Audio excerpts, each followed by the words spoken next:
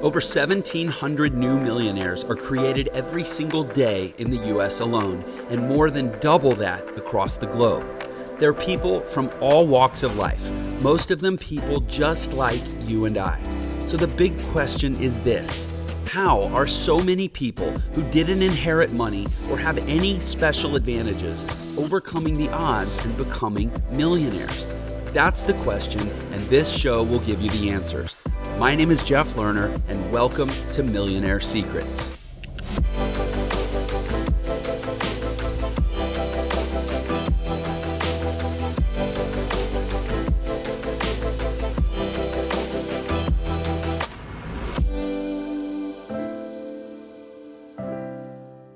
Welcome back to another episode of Millionaire Secrets.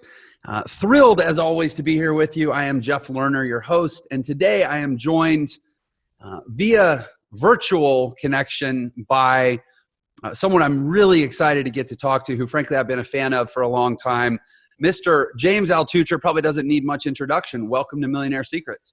Jeff, thanks so much for having me on here. I hope I have some good secrets that maybe your audience hasn't heard before. We'll see. Well, I know you have a new book out called Think Like a Billionaire. Yeah. So maybe we can even get some billionaire secrets. I don't know if that's we could try. Too much to ask for, but billionaire secrets. You're gonna have to rename your podcast. Yeah, I know. Yeah, that's true. Maybe we should steer away. Anyway, so before we get into books and a lot of the latest and greatest stuff, you're in Florida, you said? Yeah, well, I live in New York City, but for the past month or so, I've been in Florida and going back and forth. So go ahead. Yeah. I just felt like New York City. We stayed there, and I have 5 kids. We stayed there the entire, from the lockdown March, in early March to mid-June, past the protests, but things were not going the way in New York City I thought they would be going, and we decided to just get a change of scenery and found a nice place in Florida to spend some time, and here we are. So yeah, obviously, we're date stamping this show a little bit. We're kind of what I hope is on the tail end of the massive impact that COVID has had on our world. I fear it may not be the tail end, but that's obviously what James is referring to. I'm curious if you wouldn't mind sharing. I mean, New York City is like the what do you call it? It's like the most resilient city in the world. And you're saying things aren't really going the way that you had hoped in that city. Do you mind elaborating? Yeah, I think, and look, let me say, just for people maybe who haven't heard me talk about this stuff before, I have been an annoyingly obnoxious optimist for the past 20 years. So I've been going on CNBC ever since 2004, and they would literally, they wouldn't have me back if I was too optimistic. Like during the Great Recession, 2008, 2009, I was, America's going to come back strong, and I would help pick stocks, and I would say, look, this is going to happen. This is going to happen. I would debate Nouriel Roubini, who's Dr. Doom on CNBC, and he would always be a pessimist, and I was the optimist. And one time I was coming home from CNBC, and my mother called me and said, James, maybe you shouldn't smile so much when the world's falling apart. And I'm like, that's just it. The world's not falling apart. That's why I'm smiling. So I'm normally an optimist, but I do think that, some bad things have happened during this period, and there's no blame. This is not a political statement. This is not a blame statement. This is just where we're at and what the direction we're going. It's useless to say now we should have done this or this. Now we just have to figure out what to do. But New York City is broken, and when I say broken, it's broken for a good long time. Like the basic math will not add up for New York City for a long time. And there's different ways to elaborate on that, but just to say, expenses, their deficit is going up massively because of the lockdown and the pandemic. And at the same time, tens of thousands of businesses are permanently closed. Society hasn't even realized that yet, but I am among other things, I'm a storefront owner in New York City. I know the community of restaurants and stores and so on. my guess is about 60% of restaurants are out of business in New York City, maybe more, and many other stores and chains and so on are shut down for good. And also, many people are moving. There's a flight of people outside of New York City. Like the other day, just a couple of days ago, there was a Facebook group that started, all made up of people trying to decide whether to leave New York or not. Within 2 days, it had 10,000 members, and it's still growing. And everybody I know keeps posting, after 27 years in New York City, I'm finally packing my bags and going to wherever, Austin, Nashville, Denver, Miami, wherever it is. And you can't have a declining tax base and an increasing deficit. Like, that math equation creates catastrophe. And people will say, oh, well, you can't say this time it's different. Like, New York City always bounces back. Well, yes, I can say this time is different, because here's what's different. In 2008 or 2001, but let's actually focus on 2008. In 2008, and this is a critical statistic, in 2008, the average bandwidth per household was about 3 megabits per second. Not good enough to do what you and I are doing right now, Jeff, having a video phone call. I could see you as if you're in the room with me. And in 2008, that was impossible. Now, the technology is here. We had before bandwidth and then after bandwidth. Everybody I speak to is working remote, and they're all fine. They're all happy. Very few people want to go back into an ugly commute into work and then work from their cubicles with all the people that are their pretend make-believe friends in the other cubicles. Like, nobody really wants to do that. And even companies they're unsure of the liabilities of having everybody back at work. So as an example, New York City is open now for work, but the biggest office buildings in Midtown are all completely empty. The Time Life building, which fits 8,000 employees, 7,500 people are not there. So Midtown is empty. And many companies are just shutting down their offices. The leases are ending. New York City has an all-time high of apartment vacancies, 13,000 vacancies. So this is different. And then businesses aren't coming back because everyone's fine working remote. I'm here in Florida. Across the street from me, a guy just moved in yesterday. He's an investment banker at a major investment bank. He's a full-time employee of a major investment bank in New York City, but they're all remote now. The entire investment bank is remote, so he's able to move here. And that is it's not a bad situation for America necessarily, but it is a very bad situation for the financial capital of the world, the city that supposedly always comes back, the city I was born in, the city I've lived in on and off my entire life.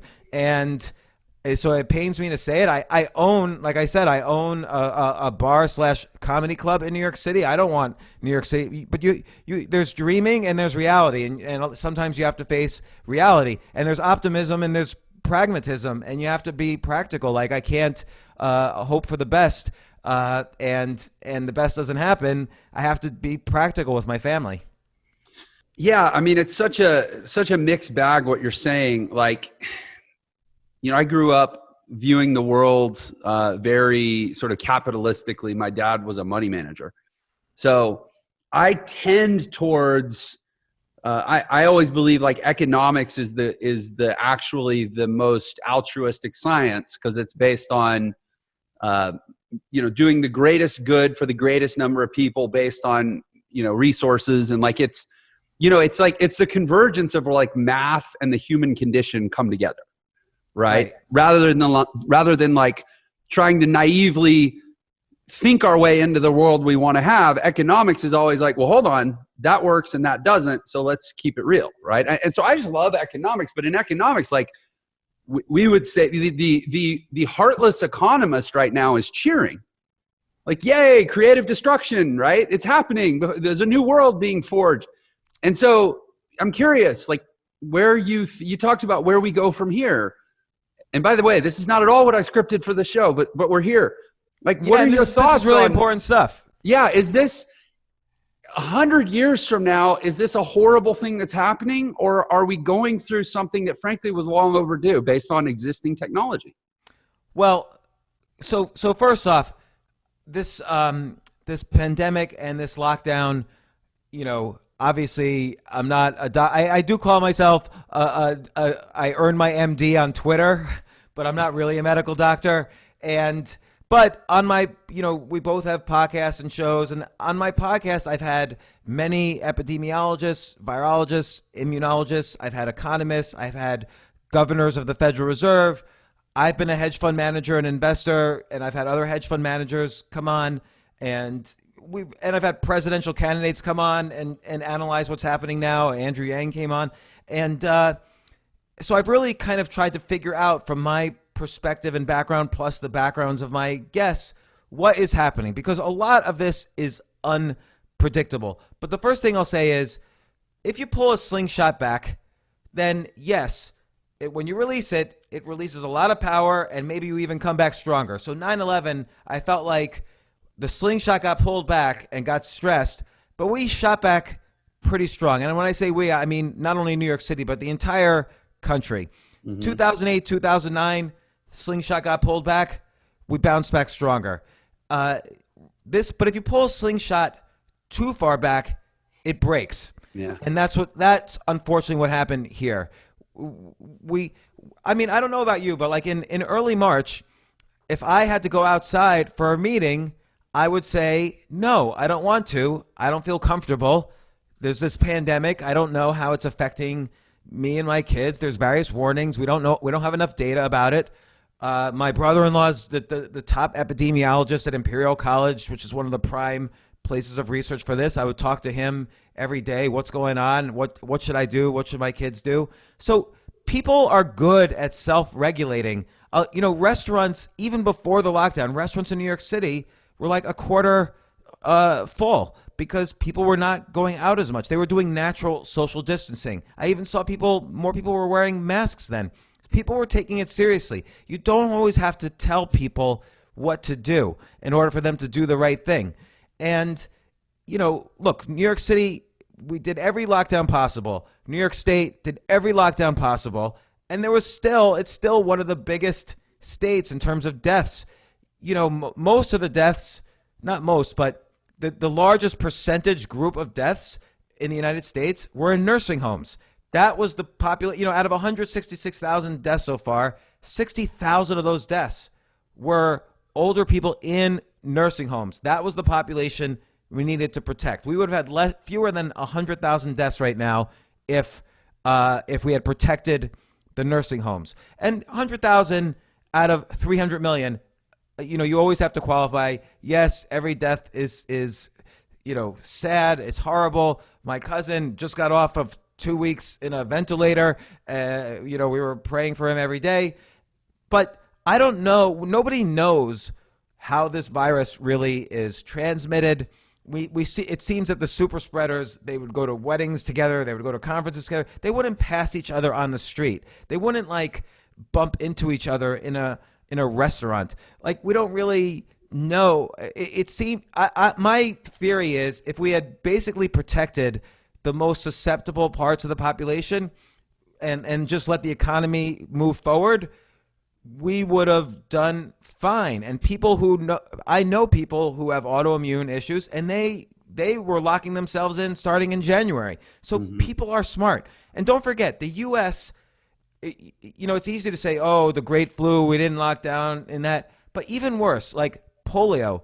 Polio was a really scary virus that affected children. My mother had polio in the 1940s before there was a vaccine. She had polio, paralyzed, and kids got it. And if a kid in the school got it, every other parent would keep their kids home. Nobody was stupid. My mom got it, and then her school shut down for a while, and then they reopened, and without my mom. And so these things happen, and fortunately, this virus did not affect children. I mean, out of 166,000 deaths, there's been 64 deaths of kids under 18, which again, horrible. But a lot of those had pre-existing conditions and could have been protected probably in better ways than just simply the blanket shutdown, of everybody. And there are very famous economists who say the best way to deal with a pandemic is to keep the economy going. So this way you get better health care. The economy has to move forward. That's how you pay for the health care and all the struggles that people who get the virus will have. And again, I don't think there would have been, now we're going for worldwide herd immunity anyway. So there's not going to be any difference. And it was trivial. We didn't even test flattening the curve. New York City was never in danger of overrunning the hospital system where everybody was worried. So again, all the messages that were sent to us from the government were very mixed, and I get it. They were scared. Everybody was scared. But I hope the lesson out of this is that we can take care of ourselves in a capitalist society. Let's not use the word capitalist. Let's use the word innovationist. We're an innovative society that we always go from generation to generation and with growth because of all of our amazing innovations. And that means letting people get together, letting people innovate, letting people develop technologies. And I'm afraid that's been stripped away. And it only took a few months for us to have 55 million people apply for unemployment. It's more than 1 out of 3 employees. It only took 5 months for so much hunger, food lines miles long. And there's no surprise there's been massive protests. Yes, George Floyd was horrible, but that was just fuel on the fire, or fire on the fuel. I don't even know the expression. And of course there's going to be massive protests and autonomous zones. There's people hungry, angry, starving, and they realize this wasn't, at some level, this wasn't treated the best way. The economy is it's not up or down. It's tilted now. It's off course, and it's going to stay off course. Like, it's now on a different direction completely, not up or down, just on a different direction. There's trillions of dollars of stimulus in the economy, which is probably a good thing, but we're going in a different direction. We're going into the unknown now, and it's hard for me to be either an optimist or a pessimist. I just have to figure out, what do we do now going forward? Sorry for such a long answer. No, it's a big question. Big questions get big answers. I tend to agree with a lot of, pretty much everything you're saying. Again, my experience of it has been so unique because I'm in this little bubble of Southern Utah, and I've traveled a little bit, but for obvious reasons, I've kept travel to a minimum. I'm in this little bubble of Southern Utah. I think I mentioned to you that we had a news story that they did about people who aren't taking the pandemic seriously. And our little county here, Washington County, was the featured subject of that news story on ABC. So here, it's actually an interesting, maybe comparison.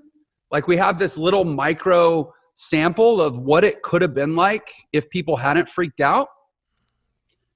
And it's great. There's some people, and I know this about this little pocket of Southern Utah. It's beautiful. And it's warm, and if you drive south on I-15 from Canada, my little town of St. George is the first place where you drop out of the mountains and it warms up. So we get all of the snowbirds pretty much from anywhere up to Alberta, Idaho, Montana, Wyoming. All the snowbirds come here, and this is which my point being, there's a lot of older people here, like golf and retirement communities. This could have been a place that was really horrific, and it hasn't been. We're going to restaurants. We walk in with a mask. We sit down. We take it off. Right, which makes no sense in terms of, so basically you're wearing it outdoors where you're not transmitting it to anybody, and then you're going indoors where you can potentially transmit it according to everybody, and you're not. And by the way, again, we don't know anything. Like New York City, there was one point so I own a comedy club. We were doing an outdoor comedy show. Everybody was socially distanced. It was in the streets. People were wearing masks, and the police broke it up. But the same day, and I know this because I went down to it afterwards, there was a Black Lives Matter protest. I went to the protest. 50,000 people were gathered near Washington Square Park, jammed together. You were all, you were all it was like a rave or whatever. You're all pushing each other like a mosh pit. And, most people were wearing masks, but some people weren't. And what I'll say is, 2 weeks later, there were less cases than that day. Everybody thought, oh, nobody's following any of the rules with the protests, but they were afraid to break up the protests. But nobody got more sick from the protests. So we just don't know. We don't fully know how it's transmitted. By the way, we don't know about immunity. Like, I don't know if a vaccine's going to work. The virus has only been around a few months. Are people immune for 6 months, a year, 2 years, 1 month? We have no clue. Is it mutating so far that a vaccine's not going to work? We have no clue. Are there medicines that alleviate symptoms? Some people say yes. Some people say no. Some people say aspirin. Some people bring up hydroxychloroquine, but that's a no-no because it's political. But we just have no clue. And that's the disturbing thing here, is that we let politics get in the way of a pretty serious issue. And now the economy is I don't want to say it's destroyed. Again, the economy is off course. And some things are destroyed and some things will flourish. Like New York City is fractured. So what you're going to see is, and you're probably seeing this where you are, you're going to see a flight from the first tier cities, LA, San Francisco, Chicago, New York, and it's going to be a flight to second, third, fourth tier cities. Mm-hmm. So anything from Nashville to Austin to South Florida to, Park City, Utah to, Dallas, whatever, Boulder. And you're already seeing like real estate agents, they're so busy now in those areas, they can't even return your phone calls. So some parts are going to benefit. That's why I say it's not an up or a down thing. It's a tilted thing. So to kind of tie this to what ultimately this show tends to be about, which is, entrepreneurialism and developing that. I love your book concept of like choose yourself. That's actually a pretty good, tie-in with what this show is kind of about. It's like how to take the new economy, the modern world, all these opportunities and platforms and plug into them in a way that empowers you to live. We can live, all the doom and gloom aside, we can still live in the modern world just about any life that we want, most possibilities for which didn't exist even 20 years ago, much less, 200 years ago. So I want to kind of connect that. I have one of the things I find the hardest about like family gathering / hang out at a bar type casual conversation about politics and the world in general is I feel like there are two kinds of people when it comes to those conversations. There's business-minded, economics-minded, like resource-based pragmatists. And then there's like the rest of the world that thinks with their feelings. And it's like one of the greatest frustrations for me to try to have conversations with people who like just don't, think like, well, you can just print more money for that. Or like, who cares? Well, the government will just make it happen. Or it's like, it's magic, fairy dust. And it's like, no, like, it's kind of like I kind of tend more towards like I guess, Austrian economics, libertarian kind of mindset where like the free market and not to just like dilute everything with funny money and nice ideas, but the world, I'm kind of just ranting to like someone that I think I get it though. You'll feel my pain, but like in a situation like this, there are really, really big consequences for having people in charge that aren't economists. Yeah, or aren't... Or have never run a business. Yeah, because I feel they don't deal with consequences. Right, like the thing is, as you know, right, it's hard to run a business. There are so many things that can go wrong in a business, and it's different. Businesses aren't bureaucracies, or else they'll fail. Like a business that's a bureaucracy will become ineffective, and competitors will beat it. Right. And you just look at like, I suppose maybe there are a few things and I don't want to come off as like anti-government. I actually very rarely even think about government. I have a lot of respect for people who, have careers in service and service for others. But I do think a lot of politicians are driven more by ambition and this lust for power rather than any idealism and view towards helping people. And that's what concerns me. But I do think you're right. I think, again, let's I was just told this recently. Actually, you know who told this to me was John Mackey, the founder of Whole Foods, and I didn't know this. He said the word capitalism was actually popularized by Karl Marx. He used it to describe the people who were the enemies of, the kind of people accumulating capital who were enemies of the proletariat, the people. And but a much better word is what I said earlier, innovationism, because again, you're only going to move this U.S. economy has only moved forward every generation because we invent things. So we invented, the first half of the 20th century. Think about transportation. We went from horses to cars to planes to rocket ships, and then after that we went from sending having phone calls with each other to email and networking, and computers are a trillion times more powerful, and the internet, everyone's connected. Every single day now, more information is loaded onto the internet, for better or for worse, than the entire history from the beginning of time to the year 2000. Every day now. So there's been so much innovation, and now you're going to see next 20 years, hopefully you'll see innovations in genomics, AI, automation, deep learning, so many things. And it's exciting. But then when you have disruption, it's not creative disruption what happened. It's very destructive disruption, where you tell essentially, 1 billion people to stay at home around the world, or 3 billion people stayed at home around the world. That's life-changing for a planet, and that's what this is going to go down. And everyone says, oh, no, we've had worse times in history. Maybe so, but we've never had a time like this where everybody was basically forced to stay home.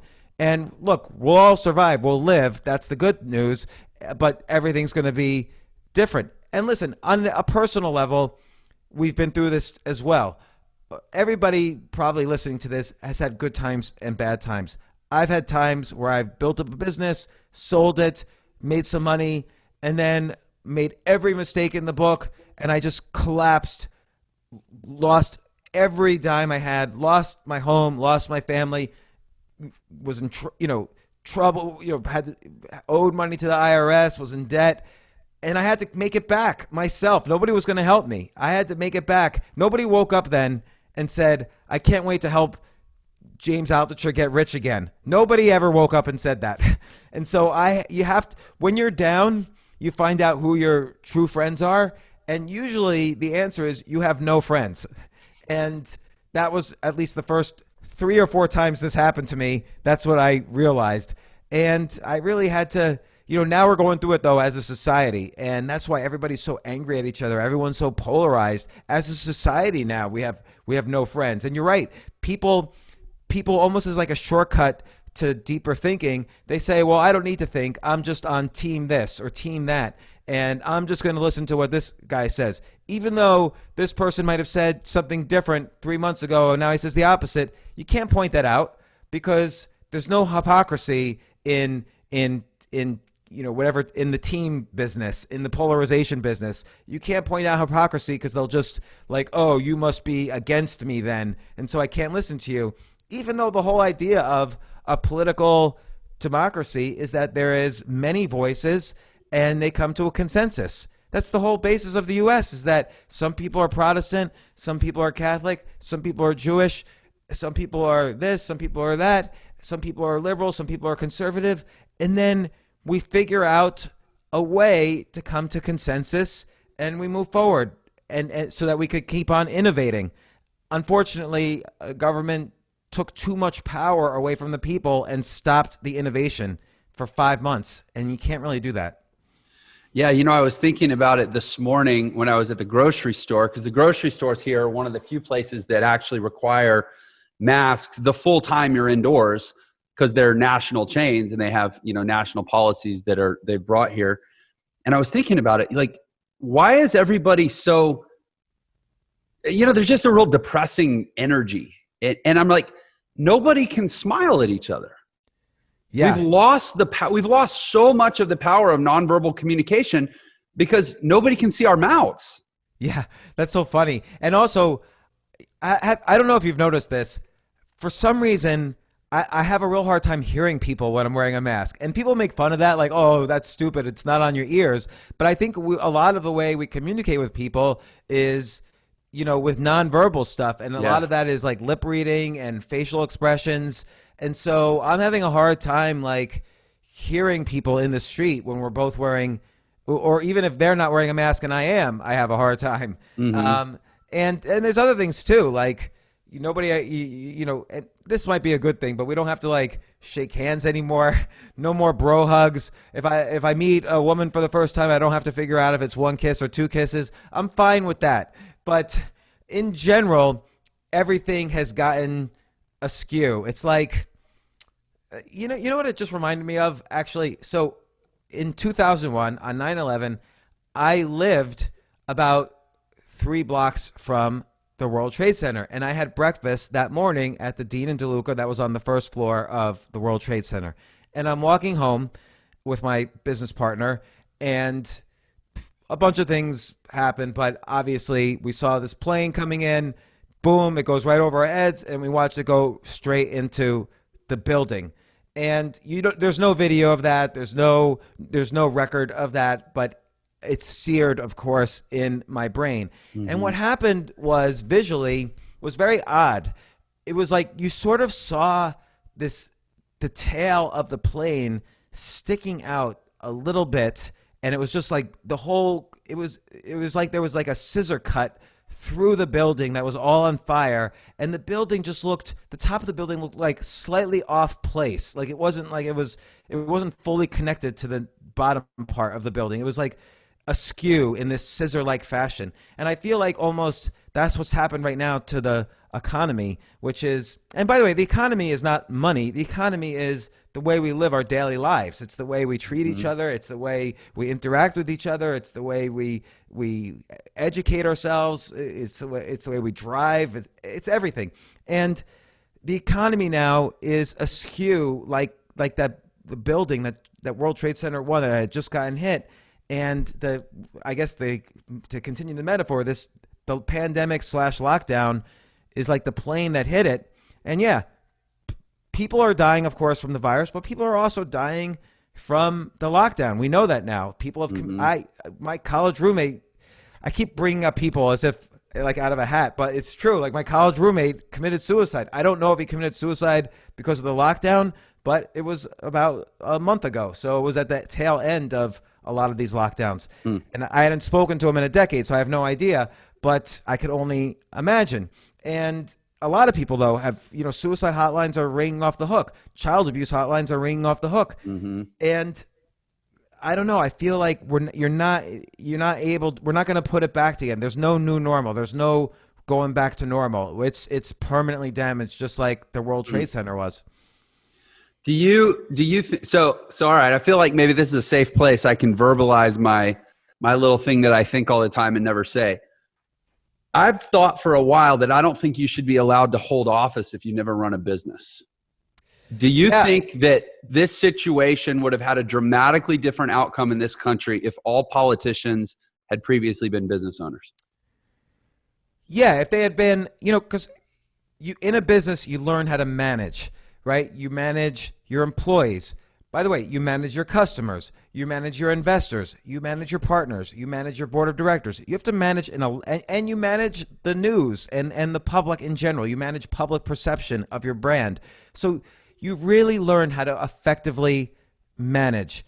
By the way, I'm not saying whether this is not about today's politics. I'm sick of people talking about like, oh, Trump though bankrupt or Joe Biden, blah. Like whatever, man. They're gone in 4 years. They're 97 years old. Like there's going to be a new generation that's coming, and those are the people I'm hopeful for. But if you run a business or if you were in the military, you know how to manage people, and you know how to effectively get things done. For instance, you and I both probably know, and maybe we've experienced. I've certainly experienced. Everybody says ideas are a dime a dozen, execution is everything, but a lot of entrepreneurs or wannabe entrepreneurs are bad at executing. So just executing is not everything. You have to be good at executing. most entrepreneurs are not very good at executing, and they make, something takes them a year and a half that should have taken them 3 hours. Or, they say, well, I have this great idea. Now I should raise $5 million. And then 3 years later, they finally realize they had a bad idea to start with. Right. So I see people go in the wrong directions all the time. And that's the difference between great entrepreneurs and not so great ones. And I've been both, and I've interacted with many of both. And so you're right. Like, knowing how to execute is a hard skill. Knowing how to negotiate is a difficult skill. It's not like you scratch my back, I'll scratch yours, which is what happens in politics often. It's the so-called sort of quid pro quo that goes on. Negotiation is about really understanding everybody's incentives and making sure you deliver value that meets those incentives, that helps people solve their problems. That's real negotiating. That's real sales. That's real marketing. And I would say that political skills don't really mesh with running a government. Like, political skills are, how do I tell a great story that inspires people to follow me, which is a great, wonderful skill to have. But then actually solving problems is a whole different set of skills. Yeah, I mean, it comes down to like learning how to operate as if there are consequences if you squander your resources. Yeah, and that's it. I mean, and in the case of politicians, like, people die when you squander your resources. Or like, you take a look at what's happening in New York City, and again, whoever, mayor, governor, president, everybody wants to blame whoever they want, but there were resources that were squandered, and now New York City is billions more in deficit than they ever thought they would be, and there's a flight of money out of New York City. So they just lost. Like, running a city, running a state, running a country is an infinite game, but people play it as if it were a finite game. Yeah. Like, will I win during my term? Will I be famous in history books? As opposed to saying, hey, I've got to make sure, I got to be a steward for this city so it survives for another 200 years, or this state, or this country. So you have to treat government like an infinite game instead of like a game that's just running when you're in office. And I think politicians don't know how to do that. Yeah.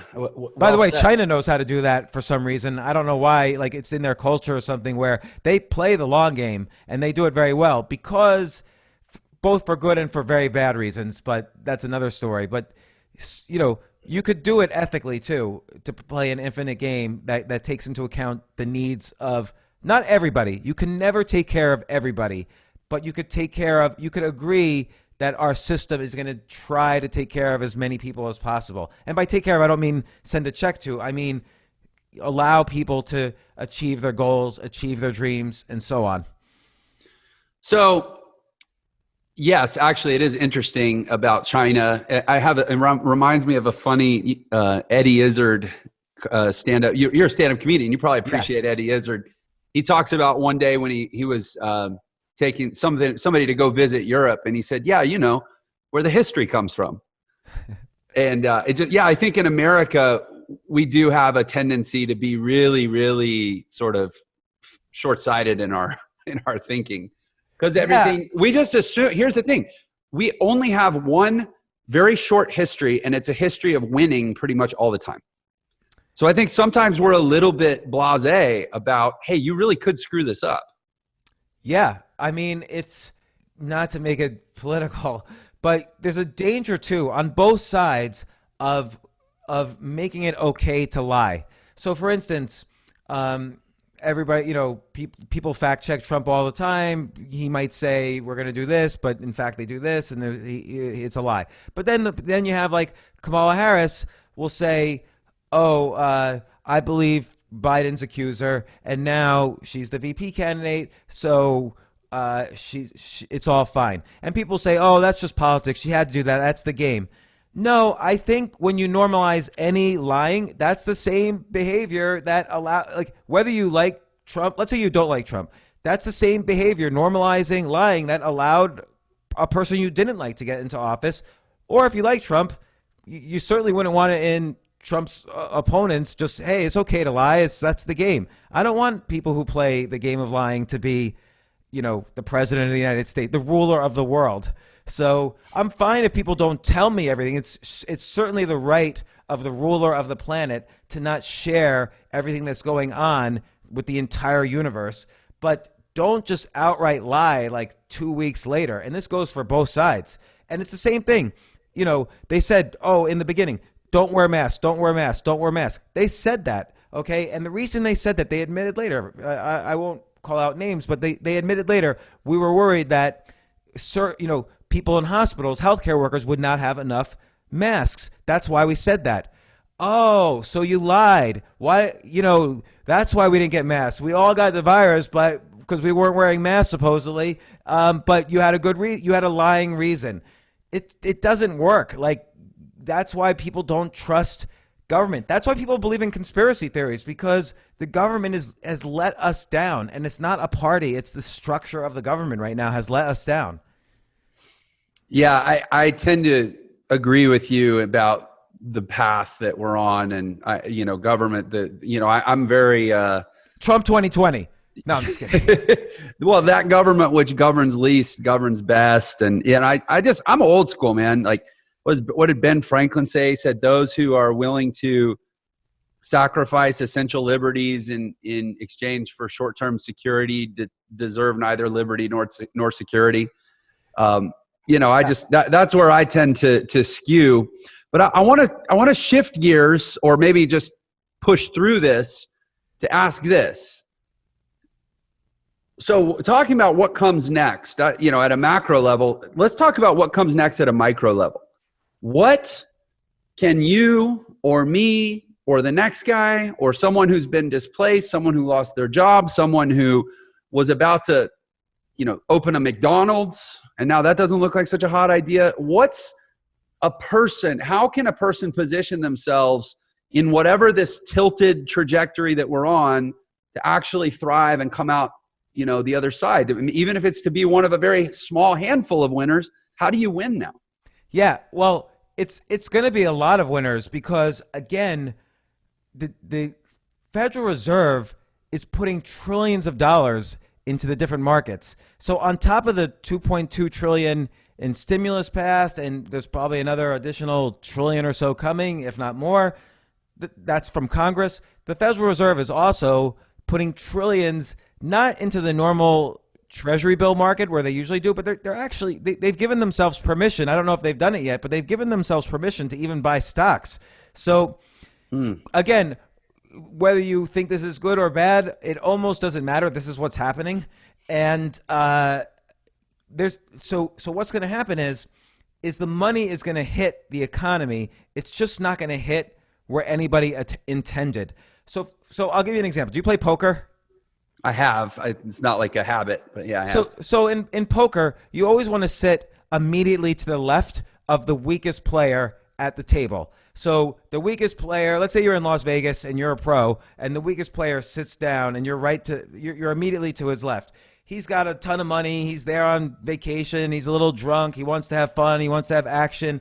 He's going to bet poorly, and he'll bet. You'll raise. Everyone else will go out because they don't want to go up against you, and you'll demolish this person. And so all of the money that he brought to have fun in Las Vegas will go from his pile to your pile. So that's what's going to happen now, is that all of these trillions of dollars is going to hit everybody in the economy, and the people who, this is not a rich versus poor thing. This is going to be the people who know how to make use of money to start businesses and create innovations are going to collect that money no matter where it starts, and they're going to thrive. And hopefully that could be everybody in the country, but it's going to be the people specifically who have a certain set of skills. And, I could get right to some specific ideas, but, for instance, you mentioned someone who was going to start a McDonald's can no longer do that. And nor should they. Like, we don't know what's going to happen to restaurants. And we don't know if people are going to feel like going out. We don't know about what the rules are about disinfecting surfaces, blah, blah, blah.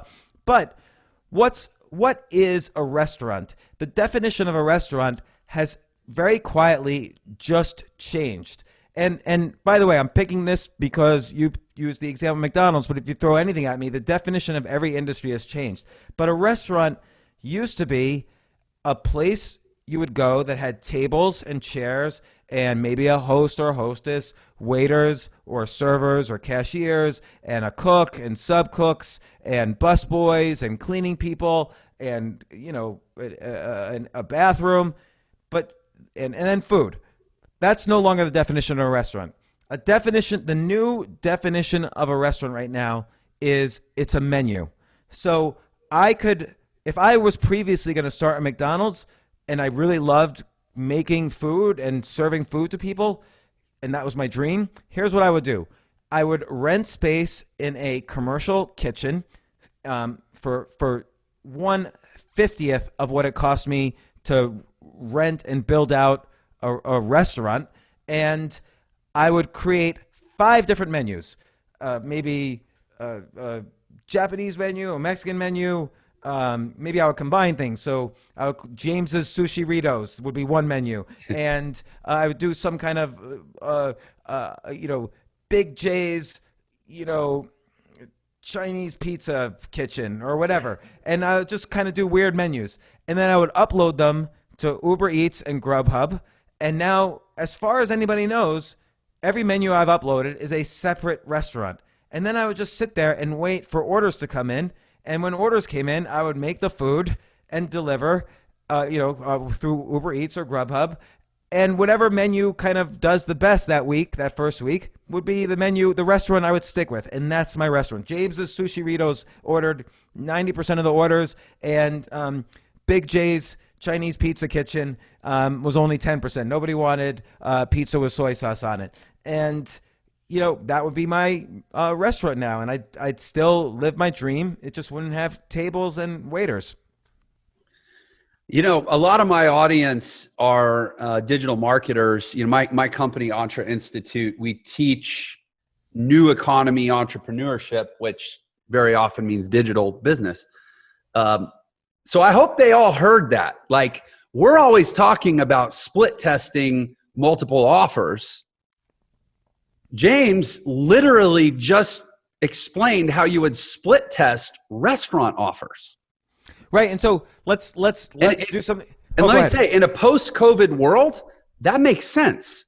Pre-COVID, it actually would have made a lot of sense to me because I'm a big split tester. But that, I don't think people would have quite got what you're saying. But now that makes perfect sense.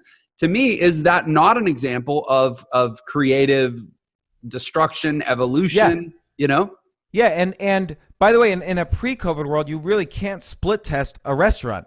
You could have done this, right? Because most, ordering delivery was rising anyway.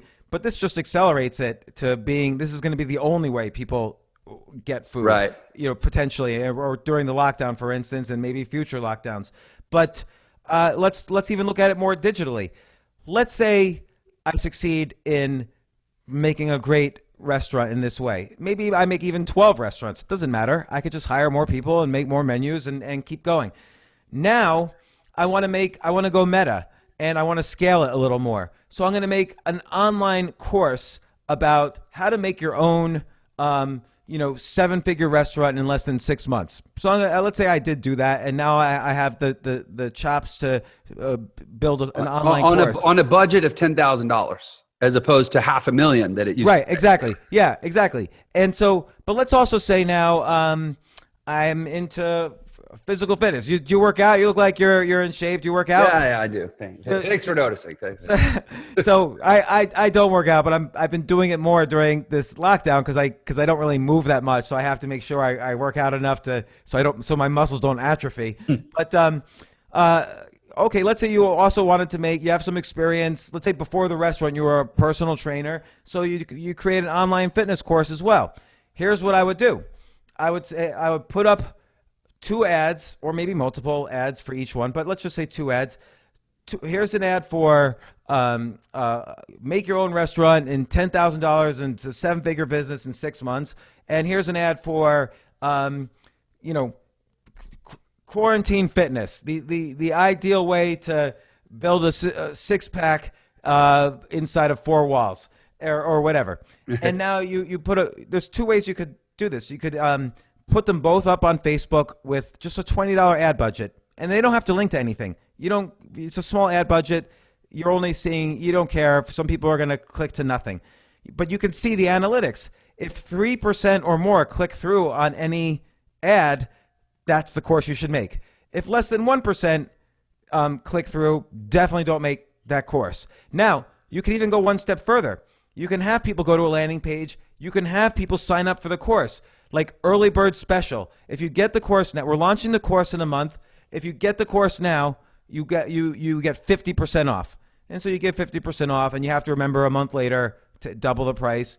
But let's say the fitness course got 1,000 people signed up for $100, and the restaurant course got only 30 people signed up for $100. You now refund all the people who got the restaurant course, and then you make the fitness course and deliver it. So you don't even have to do any work before you to execute on your idea until the idea has already made you a good profit. And you've validated the idea. You have a profitable idea. You have the skills to make the course. You already knew that. You have the skills to teach a fitness course. But you only make it after you've made a significant profit. In this case, $100,000 profit. Now you spend $3,000 making the course, and then you set up a Facebook community, so you charge maintenance and everybody could join. It's $50 a month to join the Facebook community, and on and on. And then you have a part 2 of the course. And so this is the way people need to start thinking. We're communicating digitally. We're doing this show digitally. Restaurant, we just described the digital way to almost end to end, except for the eating of the food. Do a digital restaurant. Here's another thing. What is actually there's a major multi-billion-dollar industry that just started essentially today, and that's think about every company in the country. They all go back to work. What's the first thing the legal department's going to say? Hey, are we coronavirus compliant? Are our employees or customers, are they going to sue us if they get coronavirus in our facility? Are we using the right disinfectants? Are we using the right doorknobs? Are we using the right ultraviolet lights? Do we have the right procedures in place when we see symptoms? Do we have to do social distancing or wear masks? Oh, the laws are state by state. How do we figure this out? Well, if you become the expert, there's nobody an expert right now. It's today. It's starting today. If you become the expert, you contact the HR departments of 100 different companies, and you say, I'll give you a free 2-hour presentation about coronavirus compliance in the age of pandemics. And they'll say, are you sure it's for free? And you say, yep, absolutely free. You write a little book too. You self-publish a book, a coronavirus compliance, and then you give your free presentation, you give out your books, and they say, oh, this is great. What do we do now? And you say, well, I'm not charging you for this, but I have a monthly maintenance box. I'll send you all the gloves, masks, ultraviolet lights, disinfectants, the doorknobs. And then for another cost, I'll send you when all the laws get updated and changed, and precedents that happen in other cases and other situations. And for another amount, I'll do a full audit of state by state, all your offices, and I'll give you each office a certification that you're coronavirus compliant. Okay, and now you're the expert and you have clients. Now you teach a course, how to be a coronavirus certification coach, blah, blah, blah, and on and on. So this is the way people need to think now, is like, how do you do it? How do you go meta? How do you scale? And there's so many things now. It's amazing the opportunities that could happen. Here's another thing. If you go to a site like flippa.com or empireflippers.com, there are e-commerce sites for sale for 2 times earnings. You could just buy, this was for sale before, but it's more now because people are raising money they need money. So you can go and buy your own e-commerce sites, mobile apps, aggregate them, buy everything for 2 times earnings, combine them together, sell for 10 times earnings, because bigger companies sell for greater multiples of earnings than smaller companies. And that's a great business model. And if you buy each individual store, you buy their lists, and you can cross-pollinate the list to grow the other related businesses. Absolutely. I didn't even mention the back-end synergies because, that's important. But the thing that people don't even realize is that bigger companies are simply worth more as a multiple of earnings. Just the math works for you. Even if you don't increase the earnings, the more you buy, the greater profit you can make on a sale of the company. So that's a very short-term, finite game, but it's a standard business model in the old world. It's called private equity, but now you can do it in a very reasonable, cheap way. You know, if something makes $5,000 in earnings a year, you could buy it for $10,000 and combine those, and then start raising money for your business. Or borrow money, which you pay out of profits. You're going to be profitable from day one. But anyway, these are just a few thoughts of things that people can do, and we haven't even hit the beginning of this yet. Like right now is the time to do things. Yeah, and that's really the message that I've tried to maintain through this whole thing. Admittedly, I don't live in New York City, so it was a little easier for me to put my blinders on. Because relatively, I'm not surrounded by the impact so much. But from day one, I've said, okay, listen, I think we're entering a firestorm of loss of control. There's just going to be so much happening that I can't control. And knowing how humans are, the vast majority of people are going to respond to that by trying to control what they can control, which is their opinion about those things, and try to share it with as many people as possible, and do the team building to make sure, we're all in this together. Misery loves company, all that stuff. And I'm just like, you know what? There's opportunity here, man. And I happen to have spent the last couple years building a company that focuses on online business education. And there are about to be a whole lot of people at home worried about how they're making money. So I'm just going to go for it. And, we've scaled our company. I don't know what the data is today, but I mean, it was at the end of last month, it was 1,600% growth in 5 months. That's great. And what I've been trying to model, and not just do for myself. I mean, I try to eat my own cooking, but I've been trying to evangelize, because I teach entrepreneurialism, that hey, entrepreneurs look at the situation and go, what can be great about this? That's right. The number one thing they do. And so use that. You'll never have a greater opportunity in your life to practice looking at otherwise, superficially messed up situations and saying, what can be great about this? Now is the time to develop that skill. And you just did an amazing demonstration of that, by the way. Thank you. Yeah, and I agree with you. And by the way, for anyone listening who thinks, oh my gosh, I'm going to be too late, do not worry. Now is going to last for a long time. Not 50 years, but certainly more than 1 year, 2 years. If you come up with an idea, start getting in the habit of practicing coming up with ideas. They don't have to be good ideas or bad ideas. I always write down 10 ideas a day just to exercise the idea muscle. They're all bad. You just want to exercise the idea muscle so it doesn't atrophy. For most people, it atrophies very quickly. For me, at least, it atrophies very quickly. But I do agree though. There's look at we're using Zoom right now, right? So to do this show, Zoom has added something like 600 million users in the past year, or in the past 5 months, because everybody went remote working and remote podcasts. And guess what? Zoom did not expect that would happen. Zoom didn't think 2 million podcasters would start using it. Zoom didn't think opera singers would have shows on Zoom because the opera has been closed. I own a comedy club. We do live comedy events on Zoom. This software is not made for that. So we're all trying to use Zoom for purposes it was not made for, but it's good enough, and it's got the 600 million users, $70 billion market cap right now. But guess what? It's not the best software for podcasts. The audio is good. It's good enough. It's not perfect. The video is good. It's good enough. It's not perfect. I've been on events with Zoom where the chat is not even good enough because so many people are on the event that the chat scrolls too quickly. There's lots of problems. So I use this as an opportunity. I've done over 1,600 podcasts. I know what I need for podcast software. I know exactly what I need. So I spec'd out the software. I'm a technology guy by training, and I made, and it's the alpha version now, but I made my own podcasting software where, Jeff, I'll share it with you Yeah, when it's done. You'll for see if sure, you like yeah. it or not. Like, I won't release it until at least I know that I would use it over any other software. And there is some decent competitors to Zoom out there, but there's critical features that they're missing. For instance, Zoom doesn't record on both sides. There are some platforms that record on both sides. There's no platform that records on both sides and does video on both sides.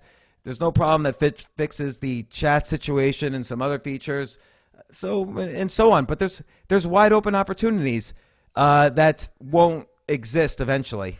Just like the internet, for a good 10 years, there were wide open opportunities, and everybody always thought, oh, it's 1998. I'm too late to do a new web company. It's 2003. I'm too late. All the good web companies were done. And then just like Airbnb, it's just a list your house. Like that was created in 2009. And, what is it, like almost 20 years after the web was made. So there's always room for new, good, simple ideas. I started online in 2008 as a broke jazz piano player and have completely, I don't know that I've invented a pioneering web company, but that's the thing. You don't have to be Jeff Bezos or Sergey Brin to benefit from the economic transition to the internet. Yeah. There's so many relatively scalable and duplicatable business models that don't require wholesale innovation. They just require a creative angle. Right. Like, look at Facebook as an example. So Peter Thiel was the first investor in Facebook. He put the first $500,000 in, and he was already rich from PayPal, but he became a billionaire because of Facebook. And I once had the opportunity to ask him, well, I don't understand. You're always saying be a monopoly. That's the whole concept of his book, 0 to 1. Be the one. Be the only person doing this. And I'm like, Facebook was like the 10th social media network. There was GeoCities in the 90s. There was Tribe.com. There was Friendster. There was MySpace and a dozen more. And he's like, no. Facebook was a monopoly. And I just said, explain to me. And he said, Facebook was the first social network with confirmed identity. So you couldn't join Facebook unless the very first version of it, you had to prove you were a Harvard student to join. So for a long time, you had to prove with real identity to join Facebook. So it was a monopoly, but it wasn't like 1,000% unique. It was just like, okay, I see how that's unique. It feels like a stretch to me, but I see how that's unique. And that's the way you have to look at it. You have to have some vision, some point of view that's different, and then you're off to the races. The other thing I'll add, though, is that, you said, look for how you can, I forget the way you phrase it, like, look at the situation and how you could improve it or what you could do to make things better. But there's another second thing, and we've already alluded to it, which is an entrepreneur will constantly reduce risk. So, for instance, split testing 2 courses, that's so you don't take the risk of putting in time and money making in one course that won't have any customers. So after you come up with that initial idea, the primary job of an entrepreneur, and it should be of a government official too, but the primary job of an entrepreneur is to reduce risk. Every day is just reducing risk. So for instance, I described to you this podcasting software. I sort of described it that I'm working on. I reduce risk by because I'm a podcast. I've done so many podcasts. I consider myself an expert at it, and I reduce risk by hiring a great programmer to help me. But also, I'll look at all the competition, and I have to explain. I have to understand why couldn't the competition do this, and I have to understand at a deep level, like why they couldn't do it. Another way to reduce risk is by buying a profitable company. For instance, buying a profitable online e-commerce site. That reduces risk because it's already profitable. So, you don't have to build it. You could buy a pre-existing profitable company. Doing an online newsletter is reducing risk because the cost of each additional customer is 0. So everything you can do to reduce risk, you should do.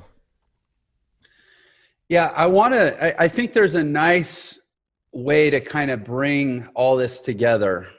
in context of our whole conversation. You know, the macro and the micro, I feel like the key, the success principle is the same, which is whenever human beings are relinquishing their self-determinism or their sense of not control, what's the word there? Whenever human beings are essentially throwing up their hands, it's a bad thing. Like at a macro level, societally, I don't know if we could have put up more of a fight, but we really haven't. We've basically just said, come and save us. Yeah. And we let a lot of stuff happen. You know, and I blame myself for taking that too seriously in the beginning. Like, I really felt the way they managed the lockdowns was too black and white without taking into account the damage it would cause and the nuances of it. You know, certain communities were more susceptible to others. And so I was writing letters to everybody in the administration, people I knew actually. And you know what? And I was writing Democrat and Republican, and people agreed with me. It was just like this tidal wave in Washington, D.C. that kind of took control, that you had to do this or everybody would start blaming everyone else. There was a lot of people had different opinions of the pandemic and of the lockdown. And there was just no use convincing anyone. And that happened to me every step of the way. Like stimulus package, I had very strong opinions. My opinions meant nothing, which probably is correct. Like nobody should listen to me. But it was just I realized that having an opinion was worthless and better to just start focusing on entrepreneurship and things that I could do, things that I could control, like you said. Yeah, and that's kind of what I'm getting at is that, like, whether at a macro level, we did throw up our hands, but at the same time, any one set of hands wasn't really like, who can say what set of hands was the straw that broke the back? Like whether I throw up my hands or not, it doesn't really matter if 300 million people are throwing up their hands. But individually, and maybe I'm naive, maybe I'm just a dyed-in-the-wool libertarian optimist, but like, we also don't have to throw up our hands individually. And in fact, probably to the extent that we're going to thrive coming out of this is the extent to which we don't throw up our hands. And I'm saying that because there seems to be a settling into passivity now for a lot of people where they're just like, we're just waiting this out. We're just riding this out. We'll wait for it to bounce back. And they don't maybe agree or haven't embraced what you're saying, that like there is no bounce back. Like things are different now. Right. There's no bounce back. And you're going to have to forge your path now, probably more than at any time in American history in the last 50, 60, 70 years. Like the winners are going to be the entrepreneurs and the people that forge their own path. And I own an entrepreneurial education company, so that's kind of convenient for me to say, but don't be passive right now. Yeah, I agree. And there's a lot of smoke and mirrors out there as well. Like, and this is what I mean by the tilting. Take the stock market as an example. So I don't know, yesterday or the day before, the S&P 500 was at all-time highs, or the NASDAQ was at all-time highs. And people were like, this is great, like the market's back. But there's a nuance that most people don't know, which is that the S&P 500 is what's called market cap weighted. So the bigger the company is, the more influence it has on the number that is the S&P 500. Right. So the top 5 stocks, which I don't know, like Microsoft, Amazon, Facebook, Apple, Netflix, let's say it's those 5. The top 5 companies out of 500, it's only 1% of the S&P 500 in terms of the number of companies, but the market cap is 25% of the S&P 500. So it's interesting to note that since the beginning of the year, those 5 companies are up over 30%, but the other 495 companies as a group are down on the year. Now, I don't mean they are all down, but the average is down. Mm-hmm. And so, the S&P 500 is only at all-time highs because these 5 companies have done so well. So again, that's part of the tilting that's happening. And you can't just say it doesn't. Words like up and down don't mean anything anymore. You either have to ignore it and focus on yourself, or you have to understand the nuances and then focus on yourself. Well, they don't mean anything at a macro level, but they still have meaning at a micro level. And that's actually the message I'm trying to get out there, is that we live in a world where, if anything, individualism, I mean, I feel like I'm, speaking right from like my love of Ayn Rand, but like human individual choice is more than ever, or maybe just more obviously than ever, it's the ultimate determinant of the outcome of your life. Yeah. And to the extent that the macro up and down doesn't mean anything anymore, there's 2 ways you can respond to that. You can either watch the dumpster fire and go, oh, I got to see what's happening on TV all the time, or see what's happening on my Facebook feed all the time. Or you go, what can I control? What do I still have control over up and down? Where does up and down still have meaning? Which it does in my life. It does in my assets. It does in my real estate. It does in my quality of relationships with my family. It does, there's so much opportunity in the freeing up of people's time that's happened. Yeah. And I don't really see the vast majority of people that I know, at least, taking advantage of it. I mean, look, when you're born, the first thing the world does is basically try to teach you what your limitations are. Like, that kid needs to know his or her place. And, your parents, your teachers, then you got to go to college. Oh, you're no good unless you have a college degree. Then you got to work here, or you got to work there. Or let's say you write a book. Well, an agent has to like your book, an editor, a marketing department, a publisher, then Barnes & Noble. And unless like 8 people like your book who you don't know who they are, why should you care about their opinion? You think to yourself, you're taught you can't choose to write a book. Well, guess what? I know one guy, he wrote the shittiest science fiction novel I have ever read, and he uploaded it to Amazon. He self-published it. You could do paperback, print on demand, ebook, audiobook. He did it. It sold no copies. And then he wrote another science fiction book. He did the same thing. He uploaded it to Amazon. He got a nice cover. A friend of his made the cover. He made the audiobook. He did the ebook. He did the paperback. Well, this one was a little better. He sold about 100,000 copies. I think Random House then called him and said, hey, can we republish it? And then it became a movie, The Martian, by Andy Weir. So he, 50 Shades of Grey started out self-published. Everybody rejected her. She was writing Twilight fan fiction, and it was the worst piece of writing ever. And she took out all the vampires and replaced them with billionaires, and she self-published it, sold 250,000 copies, and then I think it was also Random House or Simon & Schuster picked it up, and then it became, 1 out of every 3 books in America sold that month was 50 Shades of Grey. So these people chose, they're like, I want to be a writer. I'm going to write a book. And look what happened. And they're not just anecdotal. That's a fairly common story. So what makes the agent or the editor a better judge of your life's dream than you? So I think, and that I use books as an example. I use restaurants early as an example, but it applies to every area of life and industry. Well, I mean, 2 years ago, September 2018, when I had just sold my agency, I decided, I want to teach people entrepreneurialism. And I'm specific to say entrepreneurialism, not entrepreneurship, because I mean the way of being, not the thing of doing. And I want to teach that to people, but why, I've had some success, but like, who am I? Who's going to listen to me? Well, you know what? I don't know. I'm just going to invent myself.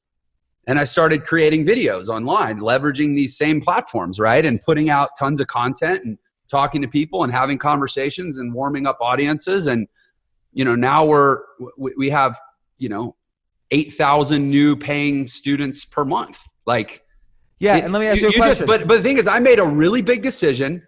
I took a ridiculously large amount of action on the basis of a decision that I didn't have an agent or a manager or anybody other than my wife really cheering me on.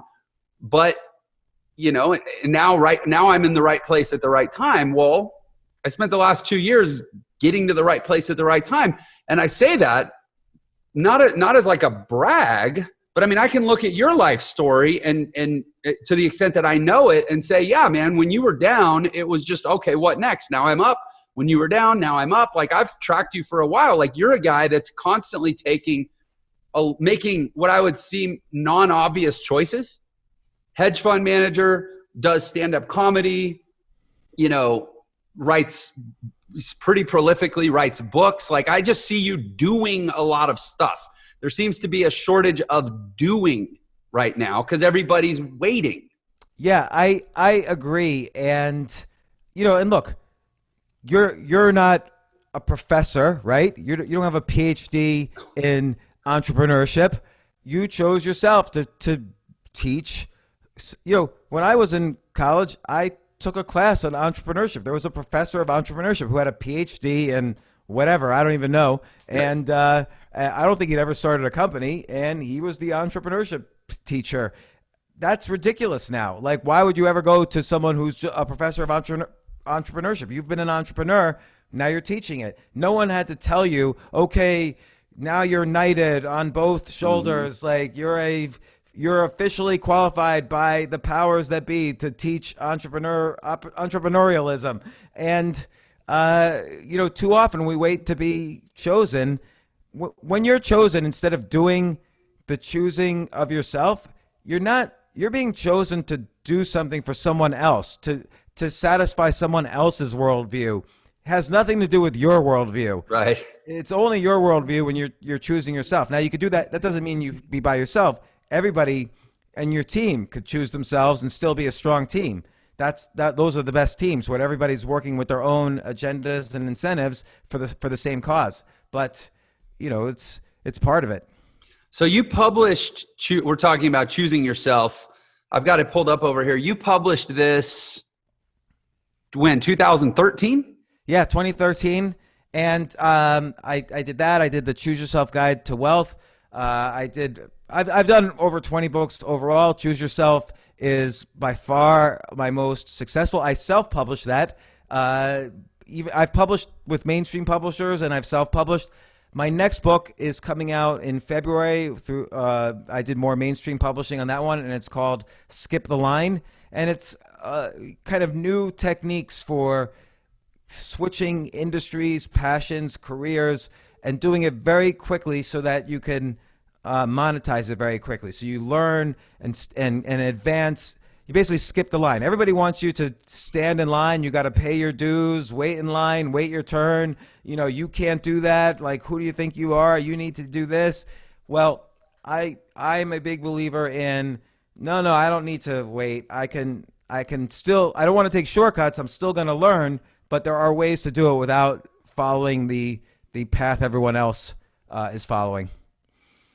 I love it. I can't wait to read it. And it seems like the world we're in right now, it's kind of like everybody was standing in line, and then there was an earthquake, and everybody had to run around just to like find their footing and hide and be safe. And now it's like everybody's trying to put the lines back together, but nobody really remembers what everyone else's place was. Yeah. So it now seems like a great time to just get to the front of the line. Oh yeah, and I call this period like the Great Reset, and mm-hmm. by that I don't mean just economically or with the government. I mean it with everything. Like a year ago, if I didn't talk to a friend of mine for 4 or 5 months, I would feel bad. I would be like, okay, I should call them, see how they're doing, whatever. But now, if I don't want to talk to someone, I'm never going to talk to them again. Like, I don't have to be friends with anybody from the past. Like, everything, the society, the cord was cut. Like, there's no obligations. And of course, to kids and family and stuff like that, but that's about it. And it's time to rebuild our interests, our passions, our relationships. Everything is start from scratch. And yes, there's a lot of negative stuff that's happened as well with this pandemic, on the virus side, on the economic side. But hopefully we can take control of our own lives at least and move past that. Well, I would say be careful. Your optimism is showing. I know. Because that's a pretty rosy I mean, to me, that's a very opportunity based perspective. I wrote an article yesterday, which was really my first almost pessimistic article ever. Like, even in the beginning of this pandemic, there were newspapers saying there's going to be 140 million deaths because 7 billion people are going to get it. It's a 2% fatality rate. It's going to be 140 million deaths. So I started doing podcasts every day to explain to people the math. That's impossible. And just walk through in layman's terms how that was impossible. And then I would walk through in layman's terms what's happening with the economy. But, so I was optimistic that things weren't going to be as bad as people said. And I was largely accurate. But probably my first really pessimistic article ever, and it was just a realistic one. This is what's happening in New York now, and it's not good. And I don't know at this point how it gets better. It's the slingshot got pulled back too far, and it broke. And I was surprised. Usually I get people insulting me when I'm too optimistic. Now I saw the other side. Like, people were insulting me because I was a little pessimistic, and they were like, "Oh, who is this whiny white guy?" And I'm like, why would someone say that? Like, oh, you didn't even address I had researched this. There was no anecdotes. It was all fact filled. So like, I looked up who it was. Oh, it was a professor at NYU. And I'm like, what are you doing? Like, this is so inappropriate, and you're not helping anybody with that. But you're a professor. You're a PhD. Young people go to you to have your minds molded. It's just, anyway. Well, I mean, in a world where things have been reset and a lot of the bets are off, and I guess you could argue that someone like me is having a lot more success right now as an educator than a college professor is. Yeah, because of the paradigm shift. Yeah, I can see why someone like that's a little cranky. I mean, talk about an industry that is now permanently disrupted and is frankly only going to continue to get, I would say, torn to shreds, not just disrupted. Education. Yeah. Oh yeah. They're the Walking Dead. Colleges are dead. Like, so I'm a big believer from way back. I first wrote about this in 2005. Kids shouldn't go to college in general. There's exceptions, but in general. Anyway, I have 5 kids. 4 of them are not in college. One of them really wanted to go to college. She's going to Columbia University to study writing. And she was so excited. This is her last vacation right before, in 2 weeks, school starts.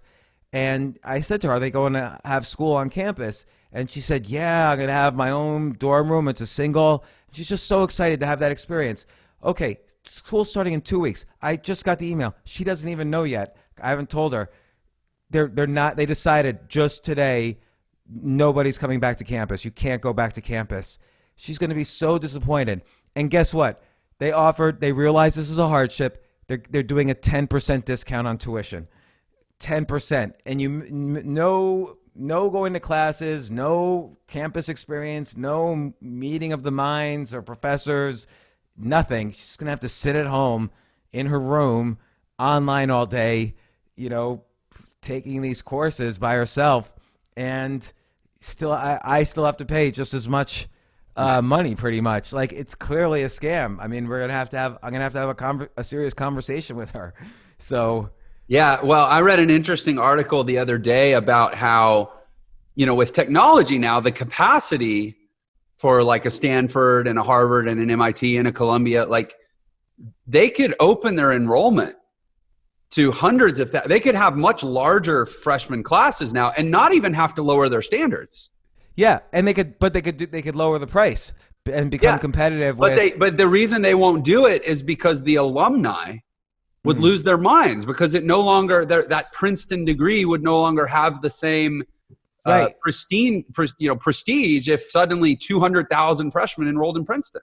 Right. Remember, everyone is trying to preserve their worldview. It's like the person who stops smoking, has been smoking for 40 years, stops smoking, and suddenly starts screaming at everyone who's smoking. Yeah. Like, you were smoking for 40 years. Like, relax.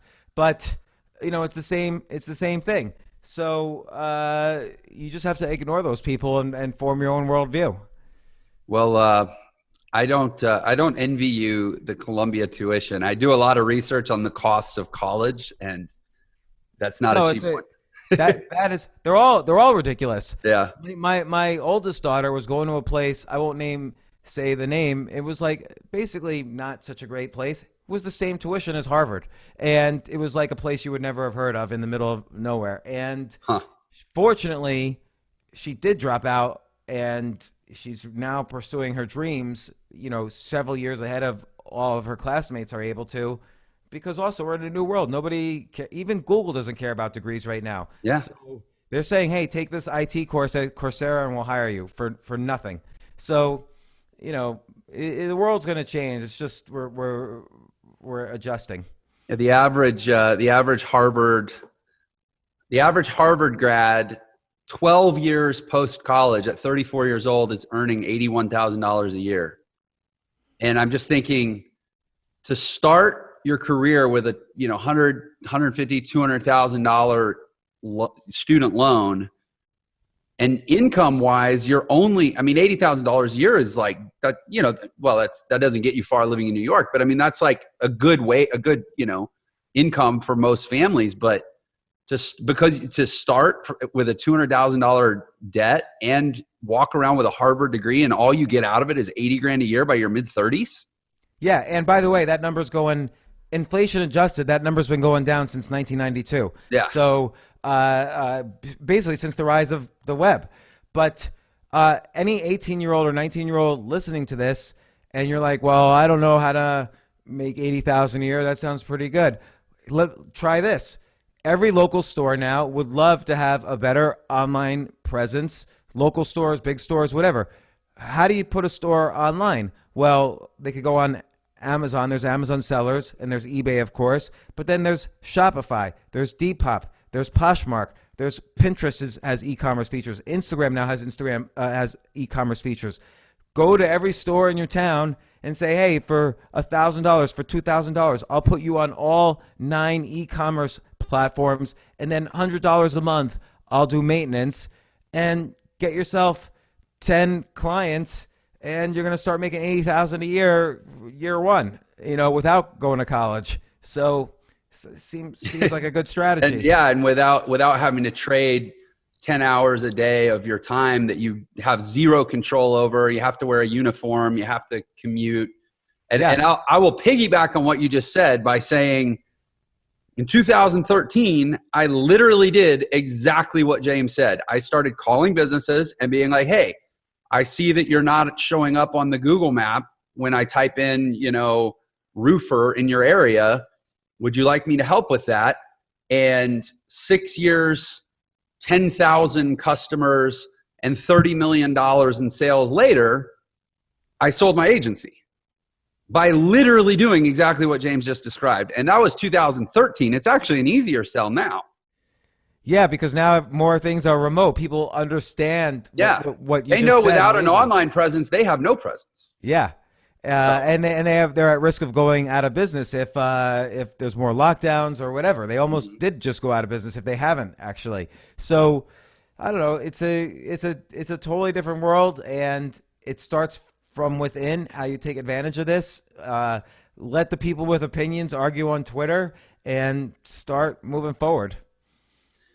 Well, I feel like we might have come out of this with a bright and shiny, optimistic disposition and takeaway that seemed unlikely when we started. I can't help myself. It is what it is. I love it. I got you back to your essence. So right. I'll consider it a success.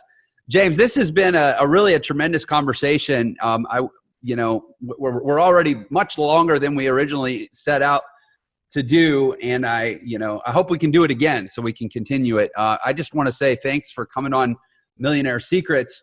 Where can people go to get more of this? And I know right now people are like chomping at the bit going, how can I get more of this guy? If they aren't already in your world, where can they go? Well, I have a podcast, the James Altucher Show, and I definitely encourage people to listen to that. And that's it. I'm on Google Maps, but Google Satellite. So I'm big on Google Earth. Yeah. You can occasionally find me there, and that's it. Yeah, your podcast is great. I love your show. It's like, what episode are you on now? Like 700 or something? Yeah, closing in. I think like 620.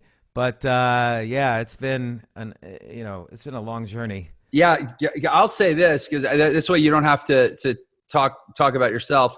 James's podcast is awesome. I mean, you bring on thank you. All types of different guests, and like, talking about education. If somebody's like, how can I get a really good sort of comprehensive worldly education as efficiently as possible? I would say like listen to like James Altucher and Lex Fridman's podcasts. Just good. Call it good with that. I mean, those are like two of my faves, Oh, thanks. I really appreciate that, Jeff. Thank you. Yeah, of course, man. Oh, and Millionaire Secrets. Listen to Millionaire Secrets. And we got to get you on the show. We'll get you on the show. I do every Friday. I do something called Side Hustle Fridays. Come on one of the Fridays. We'll figure out a good topic and riff on some side hustles. Oh, I'm all about that side hustle life, man. I just, my whole life is a few side hustles that became a hustle somehow. Yeah, those are the best. Like, that's the thing. When people talk about, this is the last point I'll make. When people talk about side hustles, I hate when they say, oh, you could walk dogs for $8 an hour. That is not a side hustle. That's like slave labor. Side hustle is when you could do something that could potentially scale into $1 million business. And that's a real side hustle. Amen. I would love to come on and talk about that some more. Excellent. Hey, so thanks again, man. This has been great. Thank you, Jeff. I appreciate it. Yeah, and thanks to everyone listening. As always, Jeff Lerner with you, finding the secrets from millionaires and bringing them to you. I look forward to seeing you on the next episode. Thanks again, James. Thanks, Jeff. Thank you for watching Millionaire Secrets. If you enjoyed this episode, please share it with your friends and leave us a comment below. And don't forget to subscribe and turn on notifications so you know whenever we release a new episode.